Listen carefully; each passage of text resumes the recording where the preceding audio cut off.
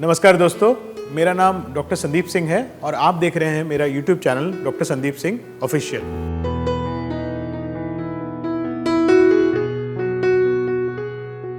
दोस्तों, ये video start करने से पहले मैं आपको बताना चाहता हूँ कि हमारे को बहुत सवाल आते हैं ऐसी चीज़ों के बारे में जिसके बारे में हमने पहले वीडियो बनाई हुई है। तो प्लीज़ अगर आप हमारे चैनल को सब्सक्राइब कर लेंगे तो आपको ये वीडियो मिस नहीं करेंगे, ताकि आपके पास सारी इन्फॉर्मेशन हेल्थ रिलेटेड आती जाए। आज का वीडियो है जाम घुटना कैसे खोलें, स्टिफ घुटने को कैसे जल्दी जल्दी ठीक करें। दोस्तों, ऐसा है कि जो जाम घुटना होता है हमारी प्रैक्टिस में हम दो मेन रीज़न से देखते हैं। जो पहला रीज़न होता है वो होता है कि हमारी जो थाई की हड्डी यानी कि फीमर हड्डी या हमारी जो लेग की हड्डी यानी कि टिबिया हड्डी में कोई फ्रैक्चर हुआ था और उसके बाद उनका प्लेट या रॉड कुछ लगाई गई और उसके बाद बहुत दिन तक इंसान चला नहीं। तो उसकी वजह से क्या होता है कि जो थाई के मसल ना चलने की वजह से धीरे धीरे ढीले होने लग जाते हैं और स्टिफनेस हो जाती है। उसके साथ क्या होता है कि कई डॉक्टर ऑपरेशन के बाद भी पेशेंट को ब्रेस या फिर एक तरह की प्लास्टर लगा देते हैं, तो कई दिन तक वो प्लास्टर रहता है, एक महीना, डेढ़ महीना। इस कंडीशन में भी बिकॉज घुटना नहीं चलता है, घुटना पूरा जाम हो जाता है। उसके साथ में कई बार जो नई हड्डी का फॉर्मेशन होता है, जो घुटने के ऊपर या नीचे जो नई हड्डी बन रही है, वो थोड़ी सी कैलस फॉर्मेशन बोलते हैं उसे, वो जो आसपास के मसल को अपने साथ में चिपका देती है, उसकी वजह से भी मूवमेंट नहीं होता है। ऐसे पेशेंट्स के लिए मैं एक चीज़ बोलना चाहूँगा कि अगर आपके घुटने के अराउंड ऑपरेशन हुआ है तो अपने डॉक्टर को ज़रूर बोलिएगा कि मोबिलिटी जल्दी स्टार्ट करा दीजिएगा। मोबिलिटी जल्दी स्टार्ट कराने से, रेंज ऑफ मोशन एक्सरसाइज जल्दी स्टार्ट कराने से घुटने की स्टिफनेस बहुत जल्दी ठीक हो जाती है। प्रॉब्लम क्या होती है कि मैक्सिमम पेशेंट्स हमारे पास जो आते हैं उनके ऑपरेशन को 6 महीने, 8 महीने, 10 महीने हो चुके हैं। अब उनकी हड्डी पूरी तरह से जुड़ गई है पर घुटना काम नहीं कर रहा। काम नहीं कर रहा क्या? स्टिफनेस हो जाती है। स्टिफनेस दो तरह से होती है, या तो घुटना पूरा सीधा नहीं होता या तो पूरा बेंड नहीं होता, और कुछ केसेस में तो दोनों ही होता है, ना घुटना सीधा होता है ना पूरा पीछे जाता है। मेरे पास कई 18, 19, 25 साल के लड़के आते हैं जिनको बाइक चलाने में, सीढ़ी चढ़ने में मुश्किल होती है क्योंकि उनका घुटना बेंड ही नहीं होता। इस कंडीशन में हम देखते हैं कि वो बड़ा मुश्किल में हो जाते हैं क्योंकि उनकी डेली लाइफ, डेली एक्टिविटी में परेशानी होने लग जाती है। जो दूसरा कंडीशन होता है जिसमें हम घुटना बहुत ज़्यादा जाम देखते हैं, उसको बोलते हैं पोस्ट एसीएल सर्जरी आर्थ्रोफाइब्रोसिस। मतलब जब एक इंसान की एसीएल सर्जरी हुई है, लिगामेंट का रिकंस्ट्रक्शन हुआ है, कैमरा से हुआ है, बट उसके बाद भी जाम है, घुटना चलता नहीं है, पूरा सीधा नहीं होता, पूरा बेंड नहीं होता।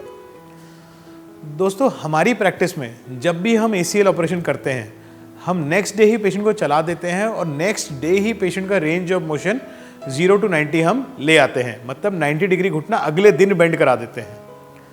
मैं अपने हर मॉर्निंग राउंड में जब मैं सुबह उठ के पेशेंट देखने जाता हूँ तो मैं पेशेंट्स को यही बोलता हूँ कि एसीएल सर्जरी के बाद पहले 2 हफ्ते तक सिर्फ अपने रेंज ऑफ मोशन पे काम करें, 0 to 120 डिग्री अपना घुटना मोड़ दें और 2 हफ्ते के बाद हम स्ट्रेंथनिंग पे फोकस करते हैं। सिर्फ एक एसीएल रिकंस्ट्रक्शन जब हम करते हैं, हमने आज तक कभी किसी को ब्रेस नहीं दिया। ब्रेस क्यों नहीं दिया? क्योंकि ब्रेस आपको 2 चीज़ें करता है, एक वेस्टिंग करता है मसल की और दूसरा स्टिफनेस इंड्यूस करता है। दोनों नहीं करनी।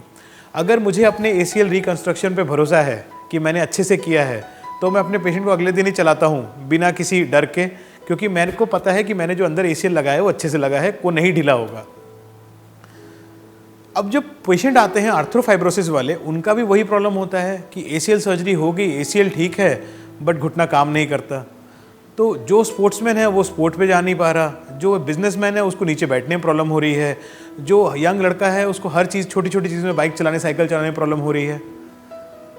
अब ऐसी कंडीशन के अंदर जब आप डॉक्टर के पास जाते हैं तो डॉक्टर जनरली आपको बोलते हैं एक सर्जरी करने के लिए, जिससे कि बोलते हैं क्वाड्रिसेप्स प्लास्टी, या कि आर्थ्रोफाइब्रोसिस को खोलने के लिए या बड़ा चीरा देके आपका घुटने को फिर से फ्री करने के लिए। दोस्तों, बड़ा चीरा देके ऑपरेशन थिएटर के अंदर तो हम एक बार घुटना जरूर मोड़ देते हैं, थोड़ी सी बेंडिंग अचीव कर लेते हैं। सपोज आपकी बेंडिंग ऑपरेशन पहले 70 डिग्री थी तो 90 से 100 डिग्री तक पहुंच जाती है। बट प्रॉब्लम क्या होती है उसके बाद कि वही जो हमने अचीव किया ओटी के अंदर, उसको मेंटेन करने के लिए आपको बहुत मेहनत करनी पड़ती है। मेहनत क्यों करनी पड़ती है? क्योंकि आपको अब वो जो बड़ा चीरा लगा है उसमें जो पेन हो रही है, जो मसल कटा है उसकी जो पेन हो रही है, उससे लड़के आपको अपना रेंज ऑफ मोशन को मेंटेन करना है।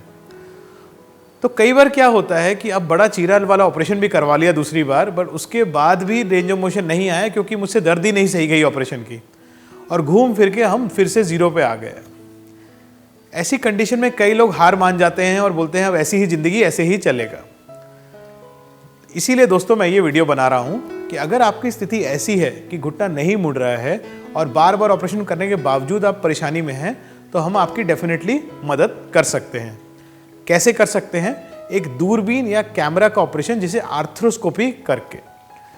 आर्थ्रोस्कोपिक सर्जरी का फ़ायदा ये होता है कि आर्थ्रोस्कोपिक सर्जरी के अंदर हम सिर्फ 2 छोटे छोटे छेदे बनाते हैं और उन छेदों से हम चारों तरफ के नी के मसल्स को रिलीज़ कर पाते हैं और जो आर्थ्रोफाइब्रोटिक टिश्यू है उसको रिलीज़ कर पाते हैं।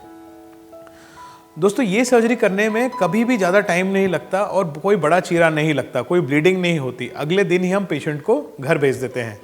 बट घर भेजते हैं इस बार प्रॉपर फिजियोथेरेपी गाइडेंस और प्रॉपर फिजियोथेरेपी फॉलोअप के साथ, ताकि जो हमने अचीव किया है उसे वो मेंटेन कर पाए। दोस्तों, अगर ऑपरेशन करवा लिया आपने आर्थ्रोस्कोपिकली, अपना रिलीज़ करा लिया, आपने एक बार घुटने का जो रेंज ऑफ मोशन मैंने आपको बना के दे दिया, वो अगर आपने महीना आप मेंटेन कर लिया तो वो ज़िंदगी भर ऐसा ही चलेगा। तो इसीलिए अगर आपको स्टिफ घुटना है और आप बार बार ऑपरेशन करा के परेशान हो गए, या आपको डॉक्टर ने बड़े चीरे वाला ऑपरेशन किया है या करने के लिए बोल रहे हैं, तो प्लीज़ एक बार आर्थ्रोस्कोपिक सर्जरी के बारे में ज़रूर सोचिएगा। दूरबीन के ऑपरेशन के बारे में ज़रूर पूछिएगा, क्योंकि दूरबीन का जो ऑपरेशन होता है वो ज़्यादा सक्सेसफुल होता है बड़े वाले चीरे ऑपरेशन से आपका ट्रीटमेंट के लिए। दोस्तों, अगर आपको इस तरह की कोई बीमारी है और इस तरह का कोई आपसे हमसे हेल्प चाहते हैं, तो जो नंबर बार बार नीचे आता है, आप उसमें मैसेज करके, व्हाट्सएप करके हमें पूछ सकते हैं। हम फ्री में आपको हेल्प करने की पूरी कोशिश करेंगे। जैसे मैंने वीडियो के स्टार्टिंग में कहा था, अगर आप हमारे चैनल को सब्सक्राइब करते हैं तो हम रूटीनली ऐसी वीडियोस बनाते हैं तो जो कि आपके हेल्थ के लिए हैं और आपकी हेल्थ अवेयरनेस के लिए है। नमस्कार।